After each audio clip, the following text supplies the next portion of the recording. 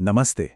कभी सोचा है कि क्या ऐसा हो सकता है कि पूरा का पूरा एक महीना खुद ईश्वर का रूप हो? हिंदू कैलेंडर में एक ऐसा समय आता है जब दिव्यता हमारे सबसे करीब मानी जाती है। ये महीना भक्ति और आत्मशुद्धि का एक सुनहरा अवसर है। आइए मिलकर मार्गशीर्ष के इस रहस्य और इसके गहरे महत्व को समझते हैं।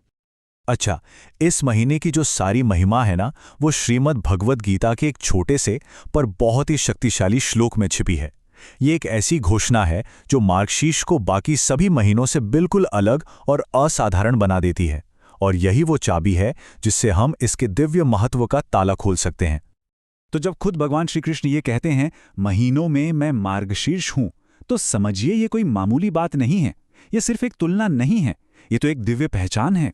ये इस महीने को एक ऐसा खास दर्जा देता है जो किसी और को नहीं मिला।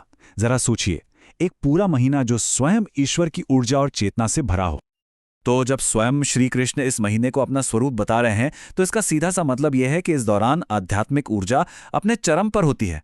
ये एक ऐसा समय है जब ईश्वर से हमारा कनेक्शन सबसे मजबूत होता है और आत्मिक शांति पाना किसी भी दूसरे समय से कहीं ज्यादा आसान हो जाता है। तो ये मार्गशीर्ष है क्या? हम इसे अगहन के नाम से भी जानते हैं और ये हिंदू कैलेंडर का 9वां महीना है। पर बात सिर्फ इतनी ही नहीं है। एक बहुत ही आकर्षक मान्यता ये भी है कि इसी पवित्र महीने में सतयुग यानी अच्छाई और सच्चाई के पहले कॉस्मिक एज की शुरुआत हुई थी। तो फिर ये पवित्र महीना हमारे कैलेंडर में आता कब है? चलिए इसकी डेट्स वगैरह देख लेते हैं ताकि इस मौके का पूरा फायदा उठाया जा सके। तो अगले साल मतलब 2025 में मार्गशीर्ष का ये पवित्र महीना 6 नवंबर को शुरू हो रहा है और ये चलेगा 4 दिसंबर तक, जिस दिन मार्गशीर्ष पूर्णिमा होगी। और पता है, ये जो पूरा पीरियड है ना, इसे इतना पावरफुल माना जाता है कि कहते हैं इस दौरान किया गया छोटा सा भी अच्छा काम कई गुना होकर फल देता है। तो सवाल ये उठता है कि हम इस पवित्र महीने का फायदा कैसे उठाएं? मतलब ऐसा क्या खास करना चाहिए?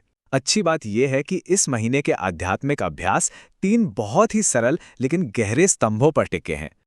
वो 3 पिलर्स हैं: स्नान यानी पवित्र स्नान, दान मतलब पुण्यदान, और दीपदान यानी रोशनी का अर्पण। भले ये सुनने में बहुत सिंपल लगे, पर इनका आध्यात्मिक असर बहुत गहरा माना गया है। चलिए एक एक करके इनको समझते हैं। अब बात करते हैं दान की। देखिए, ये महीना हमें दूसरों की सेवा करने का एक बहुत अच्छा मौका देता है। अनाज, कपड़े, गुड़, तिल, ये सब तो हैं ही, पर जैसे जैसे सर्दी बढ़ती है ना, तो कंबल और दिए का दान बहुत ही पुण्य का काम माना जाता है। और ये सिर्फ कुछ देना नहीं है, इसके पीछे एक विश्वास है कि ऐसे कामों से हम ना सिर्फ दूसरों के बल्कि अपने जीवन से भी गरीबी को दूर करते हैं। दूसरा पिलर है स्नान, और ये सिर्फ शरीर को साफ करना नहीं है, ये आत्मा की शुद्धि का सिंबल है। सबसे अच्छा तो यह है कि सूर्योदय से पहले किसी पवित्र नदी जैसे गंगा या यमुना में डुबकी लगाई जाए। पर अगर ये पॉसिबल ना हो तो कोई बात नहीं, घर पर ही नहाने के पानी में तुलसी के कुछ पत्ते डाल लीजिए। कहते हैं उससे भी वही आध्यात्मिक शुद्धि और पुण्य मिलता है। अच्छा, जब हम भक्ति पूजा करते हैं तो हमारा ध्यान किसी एक देवी या देवता पर होता है ना? तो चलिए देखते हैं कि मार्गशीर्ष के महीने में खास तौर पर किन देवी देवताओं की पूजा होती है। तो देखिए, इस महीने में भक्ति का मेन फोकस भगवान विष्णु और श्री कृष्ण पर होता है। ओम नमो भगवते वासुदेवाय का मंत्र तो जैसे हवा में गूंजता रहता है। इसके साथ साथ धन समृद्धि के लिए शुक्रवार को माता लक्ष्मी की, घर में पवित्रता और पॉजिटिव एनर्जी के लिए तुलसी जी की, और मन की शांति के लिए पूर्णिमा की रात को चंद्रदेव की पूजा की जाती है। मतलब हर प्रार्थना का एक खास मकसद है। तो ये जो सब कुछ है, स्नान, दान, पूजा, इन सब का आखिर मकसद क्या है? ये सारी चीजें हमें किस मंजिल की ओर ले जाती हैं? आइए इस महीने के सबसे गहरे उद्देश्य को समझते हैं। और अब आती है इस महीने की सबसे गहरी और पावरफुल मान्यता। माना जाता है कि इस दौरान अगर पूरी श्रद्धा और सच्चे मन से भक्ति की जाए तो उसमें हमारे जीवन भर के पापों को धोने की ताकत होती है। सोचिए, ये एक तरह से आत्मशुद्धि और एक नई शुरुआत का कितना बड़ा मौका है। और जब पापों का ये बोझ हट जाता है तो कौन सा दरवाजा खुलता है? वो दरवाजा है मोक्ष का। मोक्ष यानी जन्म मरण के इस साइकिल से आजादी और उस परम शांति को पाना जो हर आत्मा का, कह सकते हैं, अल्टीमेट गोल है। तो सब कुछ मिलाकर देखें तो मार्गशीर्ष का महीना हमें देता क्या है?